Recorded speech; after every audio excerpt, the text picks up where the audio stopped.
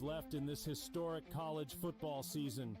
Thursday, Notre Dame. Notre Dame is definitely one of the top teams in the nation. Clash with Penn State.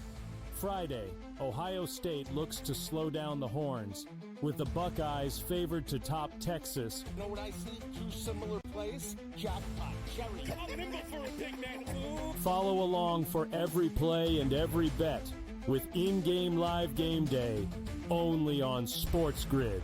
Anyone that's been to a sporting event, the atmosphere before a game, I think Game Time Decisions has that same exact atmosphere. This is our arena. This is what we do. There is going to be an energy to Game Time Decisions that you will feel night in and night out. The excitement you get when you lock your bets in, when you're figuring out what you want to do, we can zone in on the biggest games each night. I want this to be the place that people come to before the games start so they feel as ready as possible to lock in their cards. We are going to hit every single one of those markets that you need to know about. We're going to go through every single thing, and I've got a great team behind me that's going to help me get the job done. There is not going to be a better place, I promise you, than Game Time Decisions to get that new information, react to it, and be able to then bet accordingly. We will have everything at our disposal, and we will use that to our advantage. I'm Kevin Walsh. Tune into Game Time Decisions from 6 to 8 p.m. Eastern on SportsGrid. He will never repeat this year again as he gets older. It's not happening. That's not the way the world works. In the NFL, when you get older, your numbers dive. That's all there is to it. Why did you play him for as long as you played him against Dallas if you weren't going to play him this week to break the record? I mean, you left him in that Dallas game forever. Pharrell Coast to Coast, only on...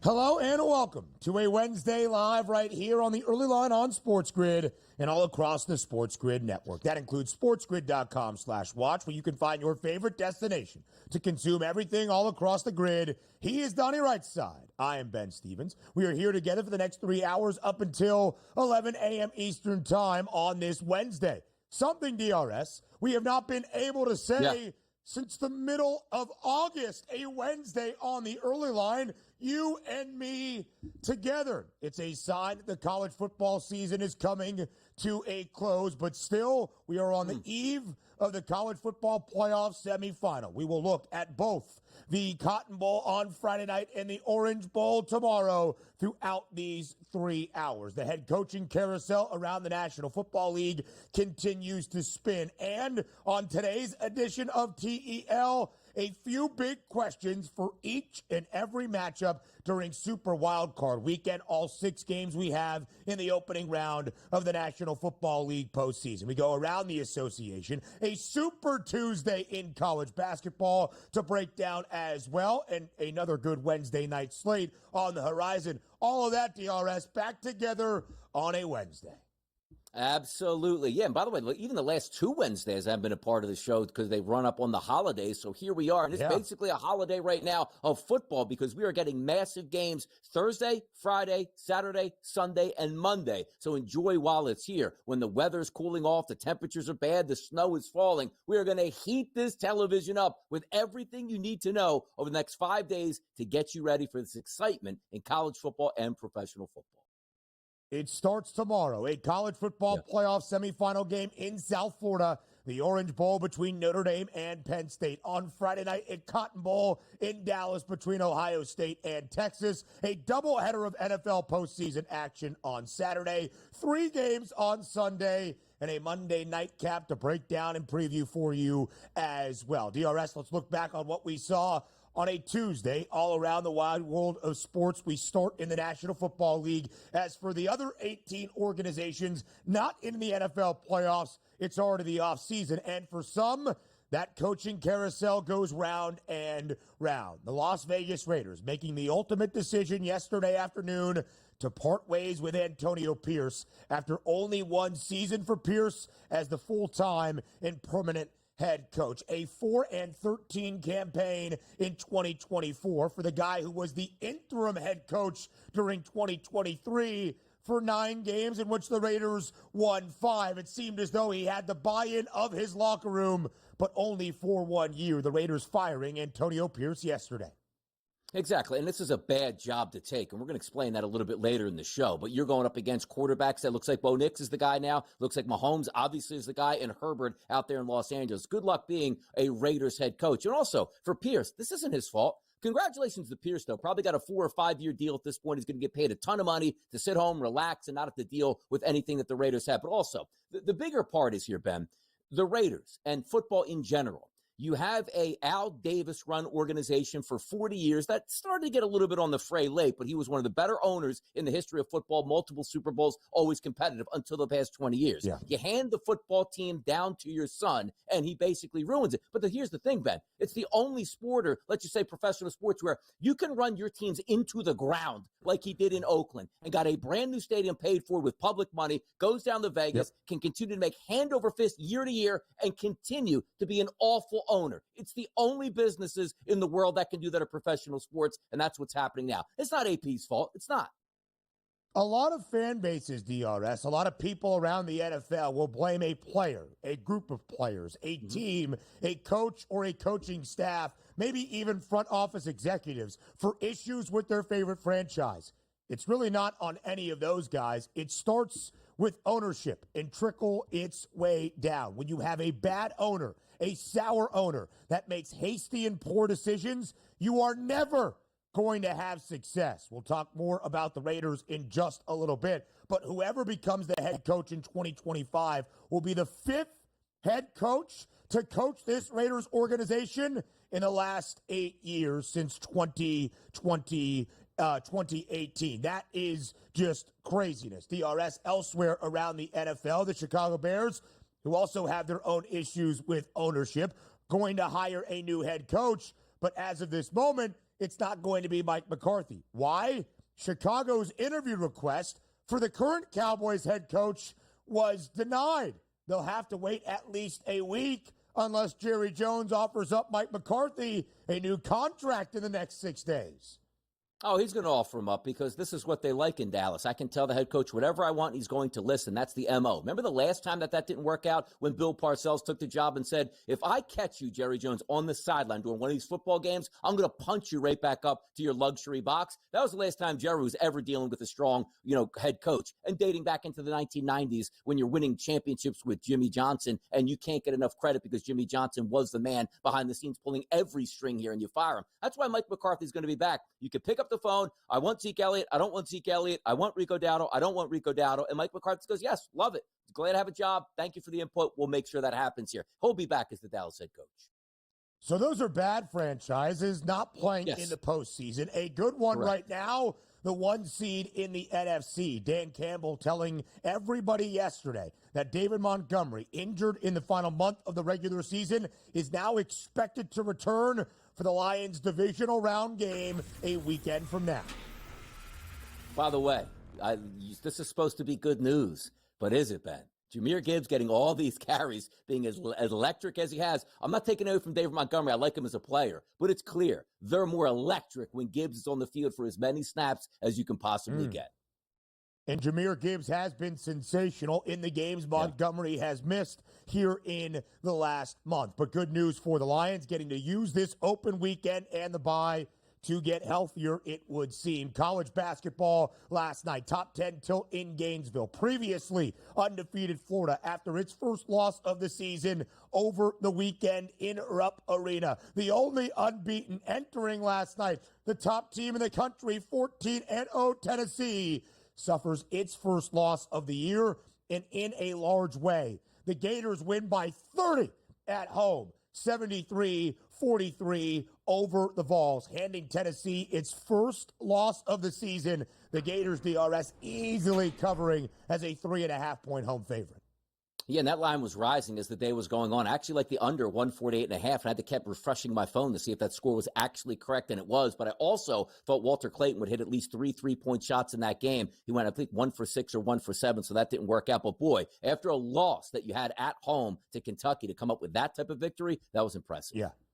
It seemed as though the total was on the rise throughout the day. 151 and a hook is where it closed. It stayed well under. NBA action. Late scratch for Nikola Jokic last night at home as the Nuggets were hosting the Celtics. Line ballooned from 6 in favor of the C's to double digits. And Boston makes good on that market movement. 118-106, 12-point win for Boston in Denver. Yeah, you're not winning very many games against one of the elite teams in the NBA without your best player, who's basically the linchpin on everything you do. Celtics easy in that game. Yeah, it certainly was, DRS. Some heroics last night in Salt Lake in the final seconds of regulation between the Jazz and the Hawks. Colin Sexton buried a 3 with under 5 ticks remaining to even the score at 121. But then Trae Young hoists from half court. Good. Atlanta wins courtesy of Ice Trae. Yeah, I'm glad Ice Trae doesn't prescribe to the normal NBA notion that don't throw up that 3-point shot even if you can win because it might hurt your statistics at the end of the season. Good on Trae for shooting that and making it here, but you did beat the 9-26 Jazz. Should you have even needed that 3-point shot? Who knows? The Hawks win by 3 in Salt Lake. Utah does cover as a 5.5-point home dog. Justin Verlander, still a hurler in Major League Baseball, signing a 1-year deal with the San Francisco Giants. Donnie Rightside fired up? Yeah, fired up over his last couple starts, had an 8 ERA. Congratulations. You at least you go to a pitching ballpark. Yeah, maybe time to get in the booth. Verlander, we shall see. Head coaching carousel in the NFL next.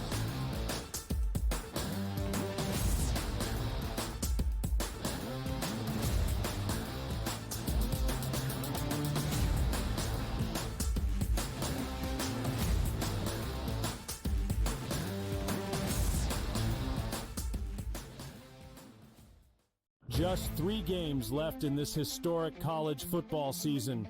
Thursday, Notre Dame. Notre Dame is definitely one of the top teams in the nation. Clash with Penn State. Friday, Ohio State looks to slow down the Horns, with the Buckeyes favored to top Texas. You know what I see? 2 similar plays. Jackpot, cherry. I'll nimble for a big man. Follow along for every play and every bet with in-game live game day, only on SportsGrid.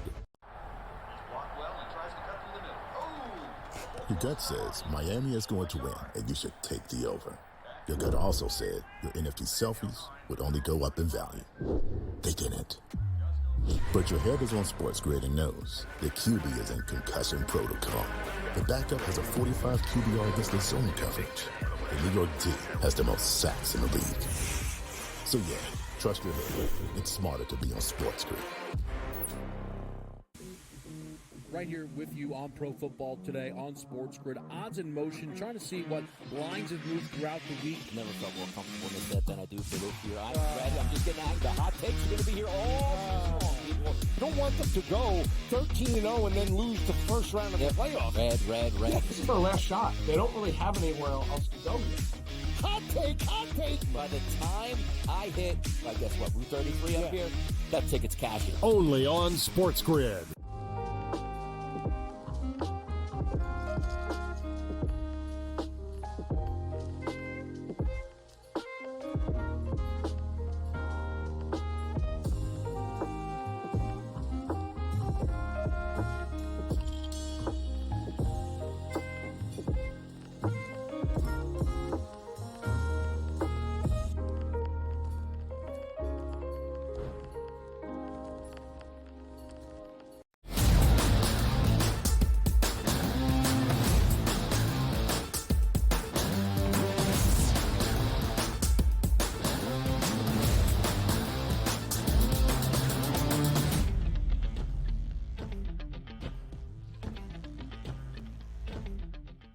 The coaching carousel around the National Football League. After the day that follows the regular season, which is known as Black Monday, only led to one dismissal. Technically, if you add Sunday afternoon after the Patriots won outright to beat the Bills in their finale and cough up the opportunity to have the number 1 overall pick in the NFL draft and Gerard Mayo being dismissed, we saw 2 firings at the end of the regular season.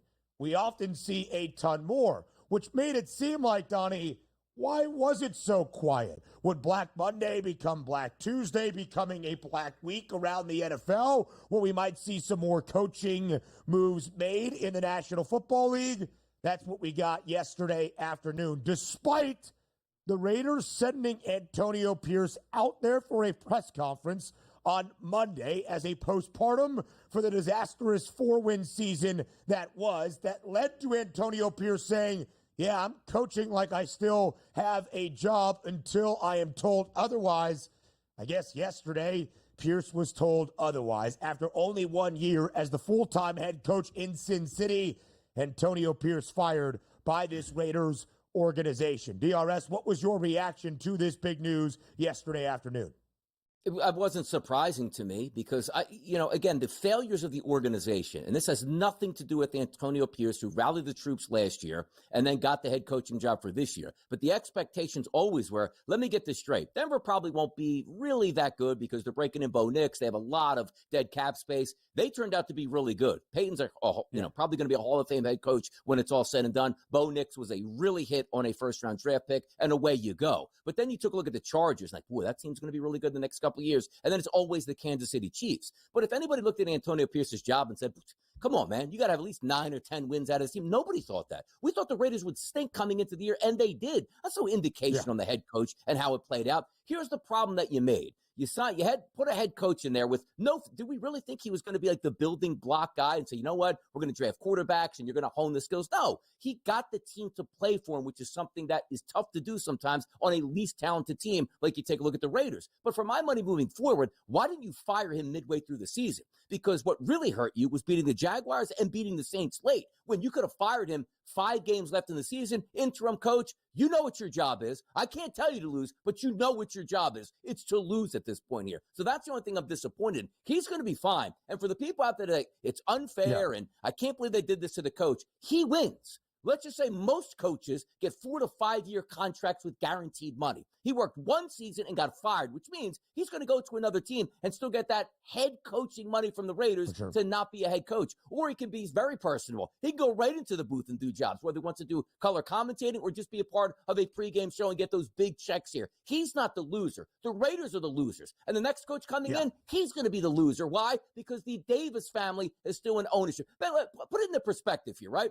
Only in sports. Let's just say if your father was a neurosurgeon, like, hey, that's awesome.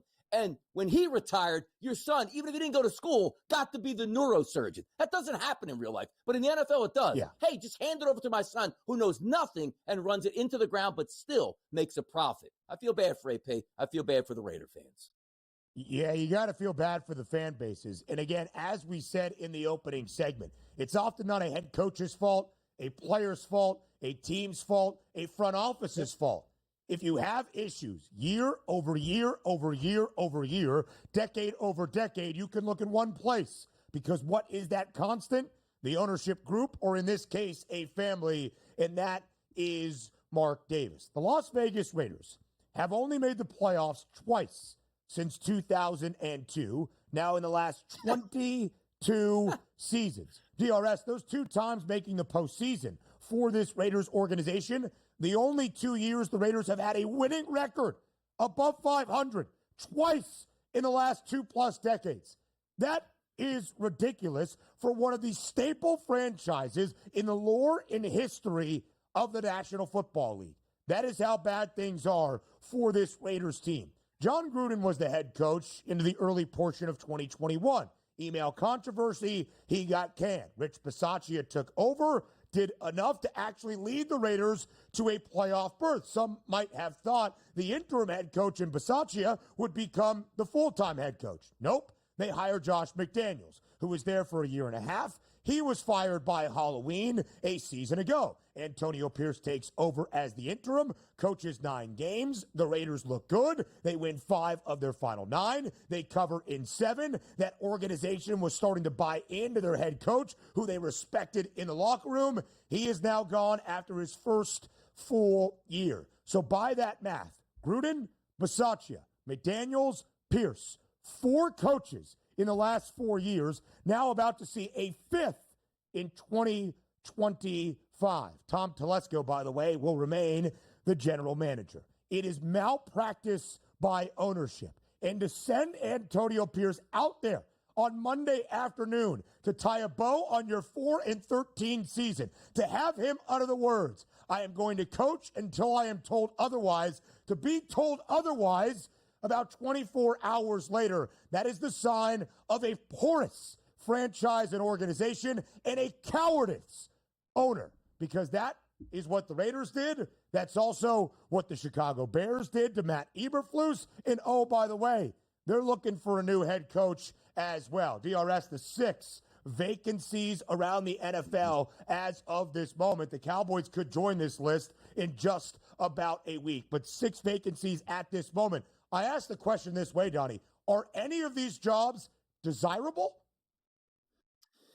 I would probably say the Patriots, a lot of money, the number 1 overall pick, and also I understand how good the Buffalo Bills' Josh Allen is. We look around there. The Jets are going to be looking for a quarterback. Miami, who knows what's going on? That's a much better situation to me than being planted in some of these other spots. Jaguars might be a decent look. The Bears, as much as it seems great, that looks like it's going to be a tough division over the next couple of years. But here's the issue too, Ben. There's 32 NFL teams, right? So there's only 32 jobs that you have. I think the coaching market would be much better if coaches weren't being fired on a year-to-year basis. Like, hey, sign a 5-year deal, get fired after 1. Because we see 7 openings. There's not 7 good head coaches that are going to be able to land at these positions and turn these franchises around, which is why we get coaches that are fired right away. And we go like, this guy stinks. Like, Tennessee should be looking for a new head coach. Like, Callahan goes there. He was abysmal this season. Guys that are getting coaching jobs that shouldn't get it right now, way too much of an epidemic. We'll continue this carousel-led conversation next.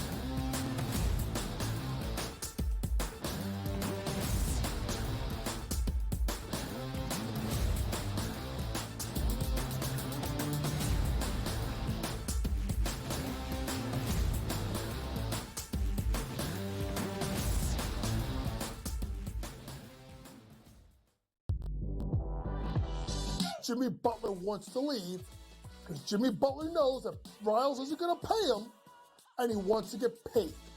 Simply put, if they would have given Jimmy Butler this contract extension in the summer when he asked, this wouldn't be happening. But Riles did it, and Riles wanted him to play. So now he's disgruntled because he wants out. Betting above the rim, only on SportsGrid. The Bostonian versus the Book.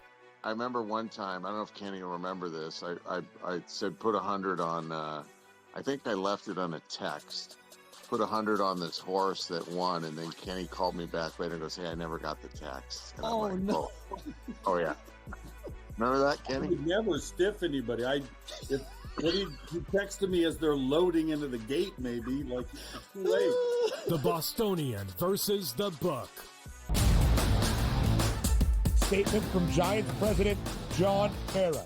Joe Shane and Brian Daboll will continue in their respective roles with the organization. As disappointing as the results of the season have been, Steve Tisch and I remain confident in the process that Joe and Brian have implemented. The Giants, an absolute train wreck, and I love it.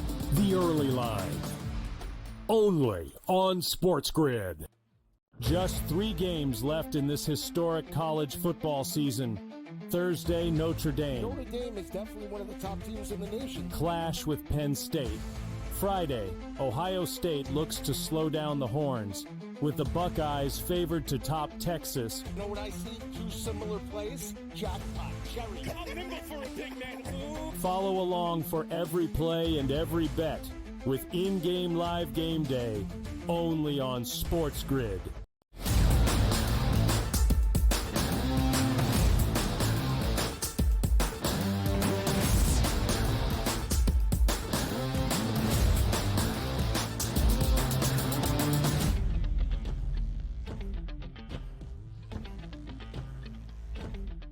The coaching carousel around the National Football League continues to spin. As of this moment, 6 head coaching vacancies around the 32 NFL organizations, around the 18, so a third of the teams that did not qualify for the postseason. There could be a 7th next Tuesday if the Cowboys decide, you know what, we're not going to offer up that coaching contract extension to Mike McCarthy. But as we'll discuss in just a little bit, that now seemingly unlikely, which is super weird by itself. Donnie, I asked you if any of those 6 head coaching jobs are desirable. I want to throw in a very large caveat. There are only 32 head coaching positions in the National Football League. So every one of the 32 should, in essence, be desirable. But you have a lot of organizations led by a lot of bad owners on that list that have not sniffed success in the last few decades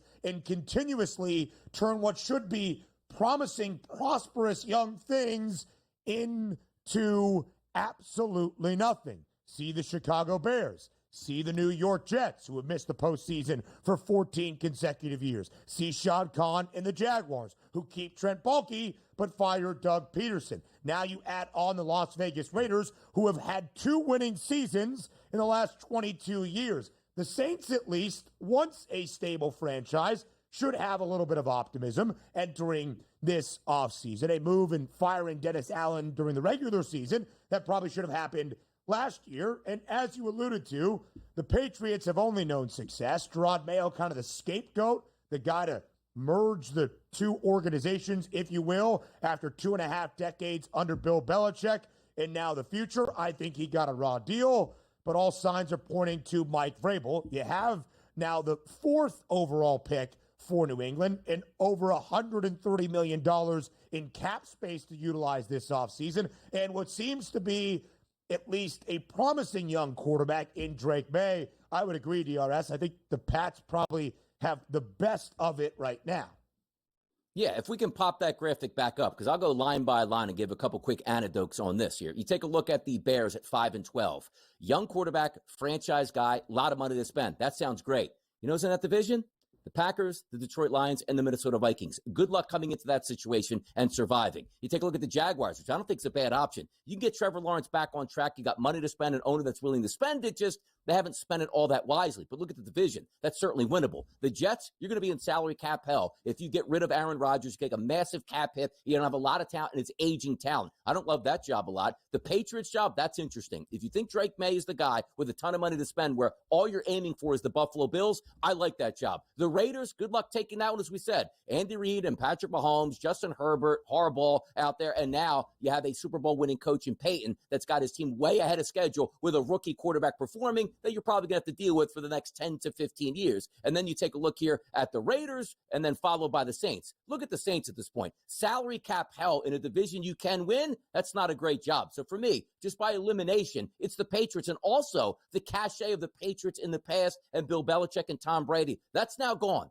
You don't have to live up to that. You know, you have to come in and be like, wow, just have to be a better coach than Gerard Mayo right here with a lot of money that they're willing to spend for me, and I get the number 1 overall pick. That has to be by far the most appealing job to me, Ben. Consecutive 4-13 seasons for New England, the first time they've even had 2 years this bad consecutively since the early 1990s. I would agree, DRS. Theoretically, as you laid out the football logistics of the teams you will compete with in your division and what you currently have on your roster, the Chicago Bears should be that spot. Caleb Williams, last year's number 1 overall pick that at times showed promise in a disastrous season in the Windy City, and a talented roster that entered this year with a win total of 8.5 and the over having the hefty juice. It should be a desirable location for a promising new head coach, a.k.a. Ben Johnson, but the Chicago Bears, because of poor ownership, often take good things and make them bad. That has been the story that has plagued this Bears franchise for many, many years. And Donnie, it's not just the head coaching carousel. It is also happening in the front office. After only 2 years in Nashville, Rand Carthen ran out of town yesterday as the Titans general manager. We'll talk more about this on the other side of the break, but it was an uneasy 2 years in Tennessee. Rand Carthen was the guy to draft Will Levis, albeit early in the second round, not a top 10 pick as many felt Will Levis could be entering the 2023 draft cycle. He was the guy to let Derrick Henry, a staple of the franchise, walk, to only pay guys like Tony Pollard and Calvin Ridley. Where are things with the Titans? We'll talk about it next on the Early Line.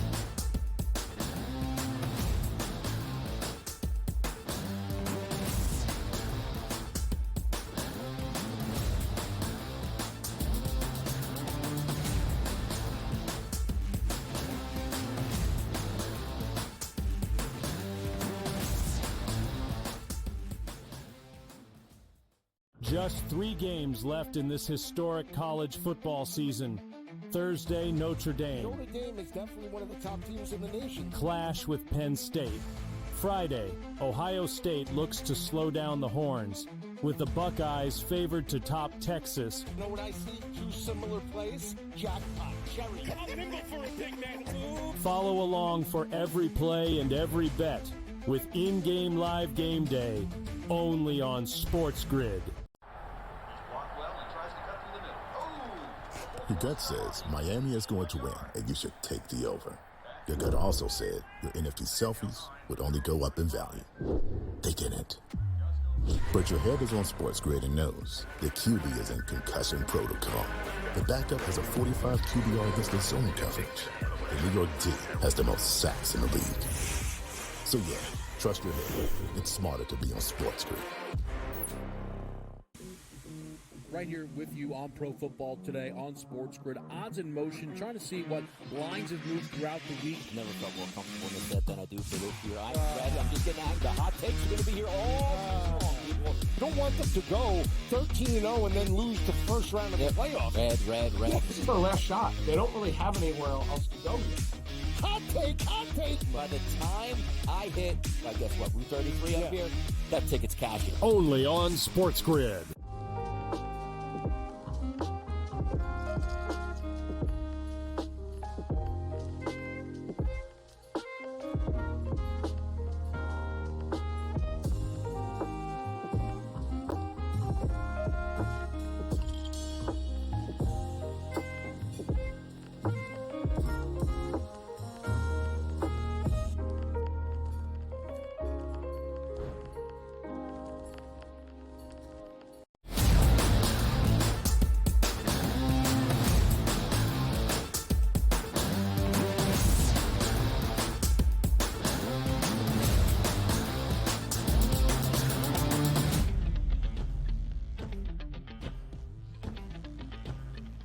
The coaching carousel around the National Football League is not just for coaches.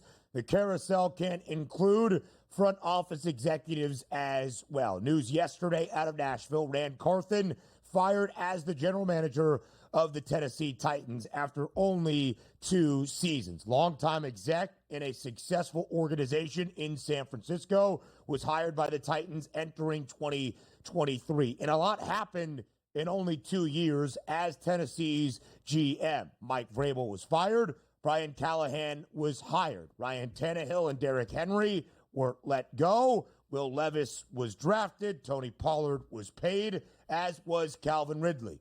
Only to be a 3-14 team in 2024 DRS, well below a win total of 6 and a hook, in the worst cover team we have ever seen in the history of the National Football League in the Super Bowl era. 2-15 against the spread without a single cover in any of the 14 losses for the Titans this year. What do you make of the move by Tennessee's ownership to dismiss Ran Carthon, but still hold on to Brian Callahan, now entering year number 2 as the head coach in Nashville?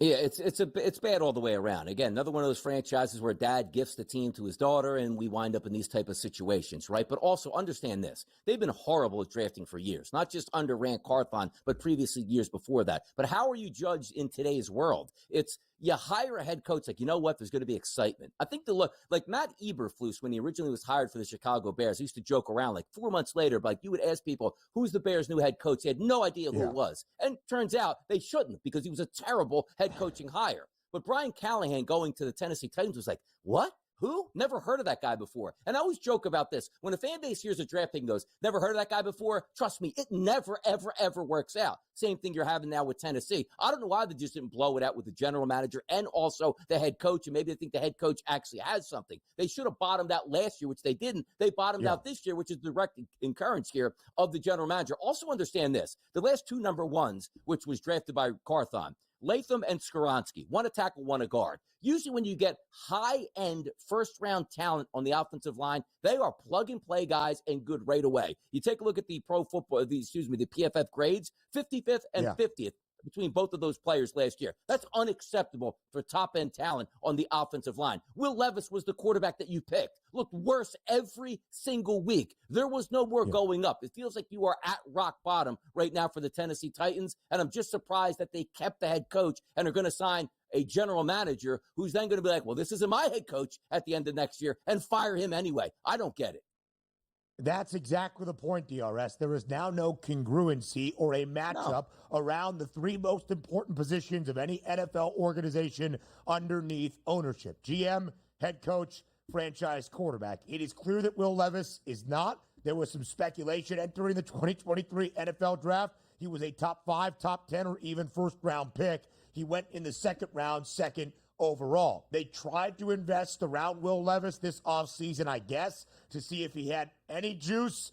He's got zero. He is not a starting caliber quarterback in the National Football League. So that is a bad deal for the Titans as well. But DRS, now Tennessee has the first overall pick again, in desperate need of a quarterback. So they're going to have a new general manager brought in to make that selection, who knows if it's aligned with a head coach the GM did not hire, to maybe then have a lame duck head coach entering his second year after a dismal 3-14 campaign for Brian Callahan in his debut year in Nashville, only souring the situation for the first overall pick in April. It does not seem to be a good sign of the times in Nashville by any means. And it wasn't all that long ago that Tennessee was at the top of the AFC. Ben, how can you say that? They were the 1 seed in the AFC in 2021. They were 7-3 to start off 2022 before dropping their final 7 games of the year. And so from week 11 on, from the 2022 season where we are now, the Titans are 9-32. It is clear they've got a lot to figure out this off season, but they will have the number 1 overall pick, DRS, I guess, to try to change the direction once again for this franchise. And it's the same franchise that gave up on Derrick Henry. Like, getting older, not much tread on the tires. He almost ran for 2,000 yards this year. And how about it just a few short years ago? Thank you for this. A.J. Brown, I don't want to pay that guy at wide receiver to help my offense out. He ends up in Philadelphia. So it's not as if that they're not getting talent in the building. They can't even keep talent in the building. And understand this. When you get hired as a general manager, you almost have that first year as a look-see.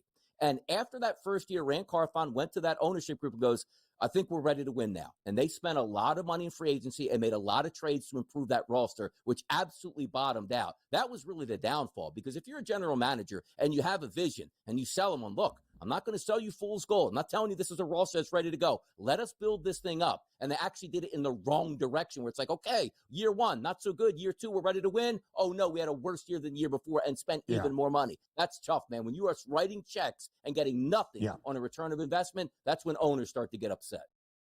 And they let Mike Vrabel walk, and maybe there was some disagreement between Vrabel and the front office and ownership as well. But there is no doubt that Vrabel was successful as the head coach with Tennessee, and probably will have success more than likely in Foxborough moving forward. Other NFL headlines from yesterday. We'll save the second one for last, because I'm sure that's where you'll have most of a response. The Niners, after a dismal season, firing defensive coordinator Nick Sorensen. You knew people were going to have their jobs on the line after a 6-11 year for a preseason Super Bowl favorite. The DC Sorensen is canned. Ashton Genty, Donnie's favorite running back, out of Boise State, officially declaring for the 2025 NFL Draft. Speaking of running backs, David Montgomery expected to be back for Detroit by the divisional round. Dan Campbell says yesterday. And Terrion Arnold, the rookie cornerback who exited Sunday Night Football in Game 272 against the Vikings, is listed as day-to-day, at least Finally, some optimistic injury news for Detroit. Yeah, and by the way, quickly to hit on that San Francisco 49ers defensive coordinator spot with Sorensen. Did you see what they did?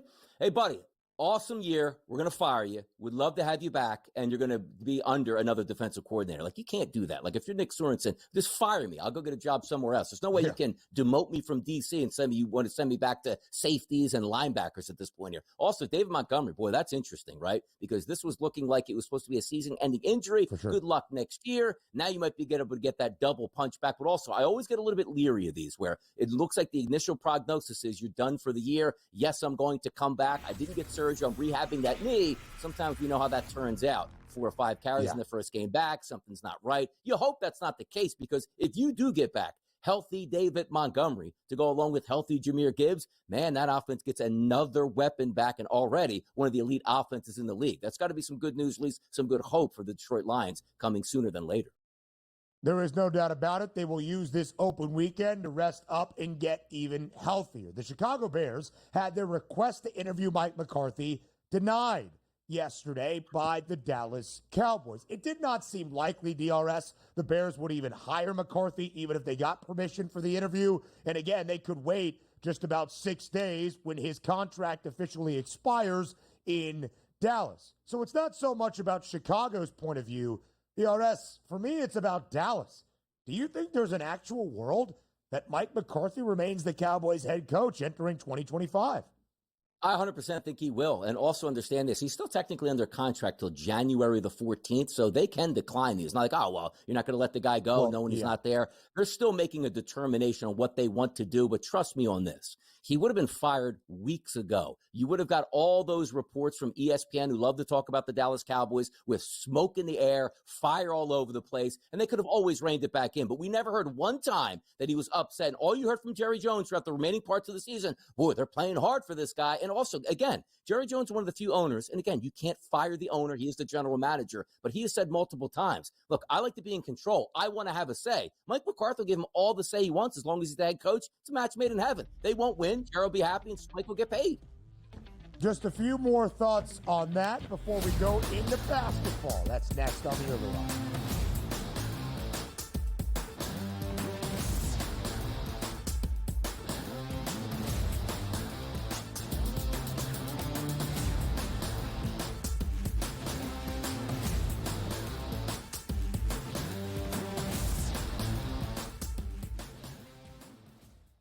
Just 3 games left in this historic college football season. Thursday, Notre Dame. Notre Dame is definitely one of the top teams in the nation. Clash with Penn State. Friday, Ohio State looks to slow down the Horns, with the Buckeyes favored to top Texas. You know what I see? 2 similar plays? Jackpot, cherry. I'm nimble for a big man. Follow along for every play and every bet with in-game live game day, only on SportsGrid. Your gut says Miami is going to win, and you should take the over. Your gut also said your NFT selfies would only go up in value. They didn't. But your head is on SportsGrid and knows the QB is in concussion protocol. The backup has a 45 QBR against the zone coverage. The New York D has the most sacks in the league. So yeah, trust your head. It's smarter to be on SportsGrid. Right here with you on Pro Football Today on SportsGrid. Odds in motion, trying to see what lines have moved throughout the week. Never felt more comfortable in this set than I do for this year. I'm ready. I'm just getting out. The hot takes are going to be here all long. You don't want them to go 13-0 and then lose the first round of the playoffs. Red. Yeah, this is their last shot. They don't really have anywhere else to go yet. Hot take. By the time I hit, I guess what, Route 33 up here, that ticket's cashing. Only on SportsGrid.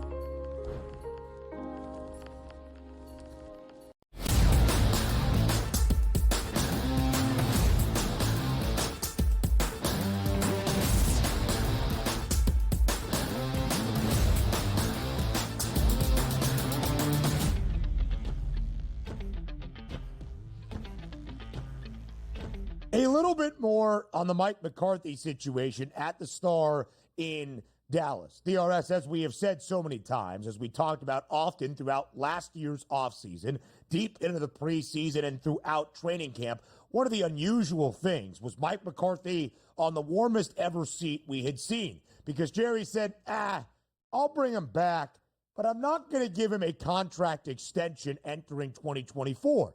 He's going to have to go out there and prove it. And we know the Cowboys are not judged by regular season wins and success, but rather how things play out in the postseason. A franchise that last won a Super Bowl championship in 1995, now nearly 3 decades ago, and in the 13 playoff trips since, have not even gone back to the NFC Championship game, let alone a Super Bowl. So McCarthy this year leads Dallas to a 7-10 record. Yeah, Dak Prescott was injured for a majority of it. Even with Dak, it wasn't exactly smooth sailing. So McCarthy has this year, where the Cowboys have a losing record, miss out on the playoffs, which is like the bare minimum in Dallas, and yet, more than likely it seems right now, he is going to be brought back as the Cowboys head coach. Doesn't make a whole lot of sense to me, Donnie. Doesn't make any sense. And this is from a Dallas Cowboys franchise that hasn't even appeared in an NFC championship game, let alone a Super Bowl in 1995, 30 years at this point. Yeah. But understand this too with Mike McCarthy as we set this up. When you go into an ultimatum year, nothing else matters, but the ultimatum is you must win to keep your job. No more of the bad breaks. No more that I didn't have this guy. You are a show-me season. Show me what your medal is as a head coach in the Dallas Cowboys. You didn't make the playoffs. Ooh, loved it. Players played hard for him. That makes no sense. Like, Dak Prescott, show me what you got. I'm not going to pay you. They ended up paying him before the season started, plays okay, and then gets injured. CeeDee Lamb, you could take out of the equation, played hurt the entire year, shut him down when it was out of it. He's absolved of the situation. But Mike McCarthy was the head coach with an owner going, I'm not going to give you a new deal until you prove that this is a must-win situation for us. And I even call it as an organization, which he lied about, an all-in season. They had a terrible season, and he could come back. And again, this is the NFL. This isn't like, okay, you know what? We'll give you a 1-year extension. You'll coach again next year. No, this is a 5-year deal on the table, probably worth at least $50 million, that after that season, that you decided that McCarthy is the guy for your future because of how impressed you were in a do-or-die season. You didn't even make the playoffs. That is hilarious, and it's hilarious to even listen to at this point. But again, I said it already. He shouldn't be nowhere near coming back. But the Dallas Cowboys operate much differently, where the owner is not going to fire himself. The general manager, who's the owner, is not going to fire himself. And the thing that he wants the least is a head coach that goes, you're telling me you like Dowd at running back. Man, get out of my office and don't ever come back here. No, you know what he likes? He'll go, you know what? I think Dowd was better than Derrick Henry. McCarthy goes, best thing I heard all day. We don't need Derrick Henry. Love Rico Dowdle. And the door shuts and McCarthy goes, is what it is. I just like to be the coach here. That's what you get. That's what he wants. In DRS, the Cowboys have not had all that many head coaches since 1995, the last time they were on the mountaintop in the National Football League. You could call it loyalty, or you could call it control, which is what Jerry Jones desires more than anything. So it would be wild from a football perspective to bring back Mike McCarthy, at least based on what we have been told is success, or what the standard of striving for success looks like for this Cowboys organization. But again, the owner gets to call the shots, and there is no more powerful owner in the National Football League than that of Jerry Jones, at least one that wants to have his fingers and hands in each and every thing. To Donnie's point, Mike McCarthy under contract technically until January 14th, right? 14th. Which is just a couple of days away. Mm-hmm. And again, Donnie, that's where it gets weird as well, because the exclusive negotiating window that the Cowboys have currently, which is why the Bears needed to even reach out to seek that permission for the interview, comes to a close as well. Mike McCarthy becomes a free agent, basically. The Cowboys can sign him, but he could also hear from others as well. It is a wild, wild situation for Dallas. All right, let's go into the NBA. 7-game slate around the association a night ago. Again, DRS, we've been using finals preview a little bit too liberally here on the show, especially when Nikola Jokic does not play, but we'll let it slide. The Celtics and the Nuggets in Denver last night. It seemed like it might be a finals preview if Nikola Jokic was out on the floor, but a 5.5-point spread in favor of the C's, even at Mile High, when we expected to see Jokic, became nearly double digits by the time he was scratched from the game. And Boston made good on that number, winning 118-106 outright by 12 points, covering as a closing 10.5-point favorite.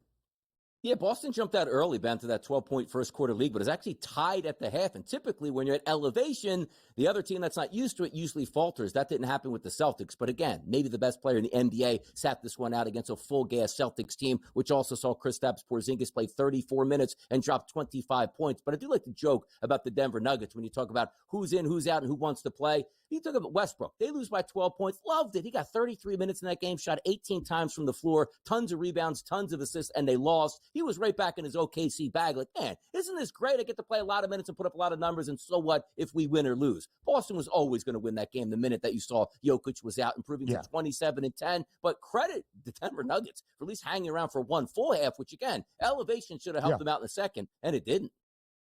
The Nuggets got off to a pretty lackluster start, at least by their standards, 11-10 in early December. Entering last night, had won 9 of their previous 13, and really good as an underdog. 5 outright wins, one of 3 teams above 500 in an outright win percentage as a dog.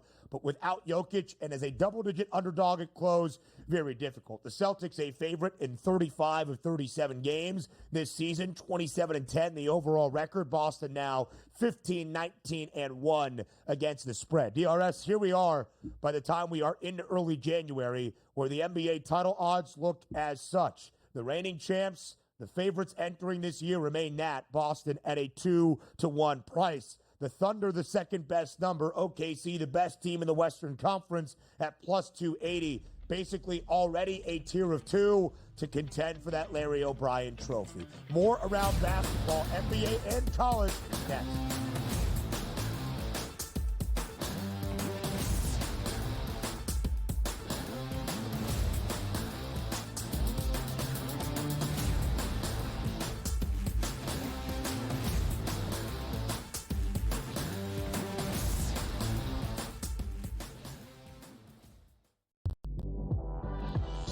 Jimmy Butler wants to leave because Jimmy Butler knows that Riles isn't going to pay him, and he wants to get paid.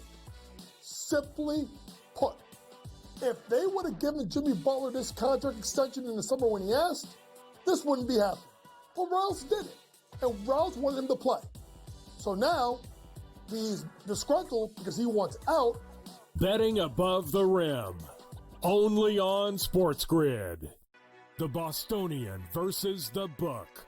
I remember one time, I don't know if Kenny will remember this, I said put 100 on, I think I left it on a text, put 100 on this horse that won, and then Kenny called me back later and goes, hey, I never got the text. And oh, like, no. Oh, yeah. Remember that, Kenny? I would never stiff anybody. He texted me as they're loading into the gate, maybe, like, it's too late. The Bostonian versus the Book. Statement from Giants president John Mara. Joe Shane and Brian Daboll will continue in their respective roles with the organization. As disappointing as the results of the season have been, Steve Tisch and I remain confident in the process that Joe and Brian have implemented. The Giants, an absolute train wreck, and I love it. The Early Line, only on SportsGrid. Just 3 games left in this historic college football season. Thursday, Notre Dame. Notre Dame is definitely one of the top teams in the nation. Clash with Penn State. Friday, Ohio State looks to slow down the Horns, with the Buckeyes favored to top Texas. You know what I see? 2 similar plays? Jackpot, cherry. Come on, nimble for a big man. Ooh. Follow along for every play and every bet with in-game live game day, only on SportsGrid.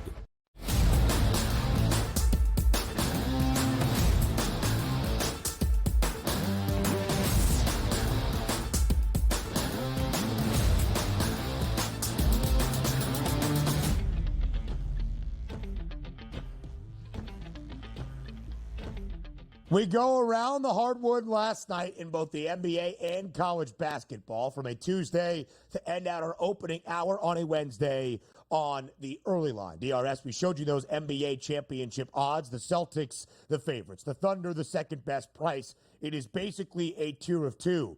So what about everybody else? Well, the Warriors got off to a great start to this season. Their price was a lot shorter. Golden State now, it has not been good. The Dubs started 12-3, and then after that did the reverse, going 3-12. After a loss last night at home against the Miami Heat, who have their own litany of issues and the suspended dramatic Jimmy Butler to boot, Golden State loses 114-98 at home, outright as a 9.5-point favorite. The Heat snap a 3-game slide, and Golden State has now split its last 6, 3-3, after a 3-12 slide after that 12-3 start. The Warriors are having a ton of woes at this moment. No, they certainly are, and I didn't see that coming. I thought the Warriors would probably get an easy, gifted win being at home, and also the Miami Heat, so much turmoil, and on a back-to-back, and we're able to perform like that and blow the doors off of the Warriors here. Would you have some conversations with the Warriors are going to look to do to make some trades and see if they can actually get some good talent around Steph? But the one thing we always know, you got to take care of home court. After that loss last night, 10-10 at home for the Golden State Warriors, something they were never doing back in the days of their championship runs at Roracle back in Oakland. But now this transformation over to the new building, maybe it's not working out, or is it just a sign of the times? It's hard to hold on to a dynasty because your players can't stay 25 years old. Your superstars now getting into their mid to late 30s, and it's wearing. You can't play more. You got to play less. You got to thread the needle because that means that maybe you can't play them on a back-to-back, which you need the victory for the playoffs. It's a tough scene to go around. But the one thing I didn't expect was the Warriors get blown out by that Heat squad last night. For sure. Absolutely so, DRS. And again, as a 9.5-point favorite, the Dubs also a pretty good favorite covering numbers entering last night, 12-8 ATS. Make that, of course, 12-9 after the outright defeat. DRS elsewhere around the NBA last night, the Lakers lose in Dallas against the short-handed Mavs. It was a 7-game NBA slate. The Rockets continue to have the second best mark in the Western Conference, absolutely blowing out the Washington Wizards, and Bradley Beal having issues with the Suns, who lost on the second leg of a back-to-back against the Charlotte Hornets last night. Yeah, you know what? Let's take a look at that game with the Suns, because the Suns were able to upend the Sixers, who didn't have Joel Embiid, but then go down to Charlotte and get beat by a team that improved to 8-27. The thing I do get a kick out of, though, is Bradley Beal coming off of the bench now. See, I love the semantics of this. There are ways teams can make you so upset that you will waive your no-trade clause. They can't suspend you and send you home because that's not really good for business, and the league would have an issue with doing that. But you want to upset a guy that's been notorious for being one of the better players in anonymity, as I like to say, as the key word today in Washington, where you don't really like what's going on here, but you don't want to get traded. And I said, okay, cool. How about you come off the bench and play? Because that's the ultimate disrespect to a longtime NBA player with that contract there. They're trying to force his hand to get him out of town. But a good win by Charlotte last night. Did have the over 3.5 3-point shots made for LaMelo Ball. That seemed to cash in, but that's pretty bad. You're on the road losing to the Charlotte Hornets. That's not a good look. And Beal coming off the bench, there's way too much talent on that team to be 16-19. Get out of town. On Monday night, DRS, when Bradley Beal came off the bench for the first time in nearly a decade of his NBA career, he had a team-high 25 points. Not a great scenario, of course, last night. Let's go to college basketball quickly. Only one undefeated team left in college hoops entering this week. It was the number one team in the nation, Tennessee. Last night on the road against a Florida team that suffered its first loss of the season on Saturday against Kentucky in the very top-heavy, really just great SEC in total, top 10 tilt. Tennessee has that first loss of the season, and in a large way. Florida wins by 30, 73-43. The Gators cover as a 2.5-point, 3.5-point home favorite in Gainesville. Total of 151.5. That if you thought Tennessee stood a chance, maybe it would stay under. It was because the Vols could barely score last night, finishing with just 43 points. Yeah, you figure. You take a look at Kentucky. 106-100 game. Yeah, sure, we'll get up and down the court. We even understand how good Tennessee's defense is. Didn't matter last night because Tennessee's offense did not show up at all. 21% as a team from the floor, which included only 60% from the free throw line. But if you are taking a look at one of the better defending teams from three-point range, which is the Tennessee Volunteers, number one in the country, they give up 30% from three-point range, which isn't bad, but usually it's around 22, 23% here. So Florida easily dispatching of the number one team. That's hard to win on the road. It is. It is. Especially in conference play. We'll talk more college basketball later on in the show. Hour 2 is up next.